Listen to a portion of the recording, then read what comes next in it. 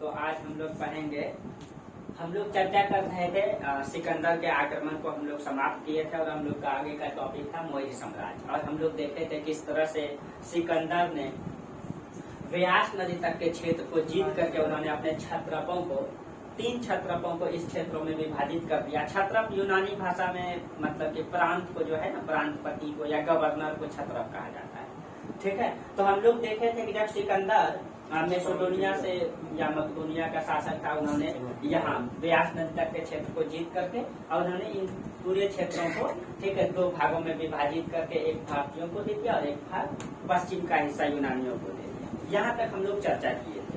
उसके बाद हम लोग आज चर्चा करेंगे किस तरह से चंद्रगुप्त मौर्य जो एक धरातल से पैदा हुए थे और एक सबसे बड़े भूभाग पर शासन किए। ठीक है, आज हम लोग उसके बारे में जानेंगे। और चंद्रगुप्त मौर्य के नाम से उसका मतलब वंश का नाम मौर्य साम्राज्य, मौर्य वंश पड़ता है। साम्राज्य इसीलिए कहते हैं क्योंकि एक छोटे से भूमि से लेकर के उन्होंने एक बहुत बड़ा साम्राज्य को, बहुत बड़ा क्षेत्र में शासन किया, इसीलिए राज्य नहीं उसका बहुत बड़ा साम्राज्य था। ठीक है, तो चलिए हम लोग चर्चा करेंगे मौर्य साम्राज्य के बारे में। ठीक है, हम लोग जानते हैं कि मौर्य साम्राज्य का संस्थापक कौटिल्य को ही मुख्य रूप से माना जा सकता है। कौटिल्य ने ही अपने शिष्य की सहयोग से या चंद्रगुप्त मौर्य ने ही अपने गुरु के सहयोग से मौर्य साम्राज्य को स्थापित किया। ठीक है, और उन्होंने आज तक के हम लोग जितना भी इतिहास पढ़ते हैं, आज तक के सबसे बड़े भूभाग में शासन किया है।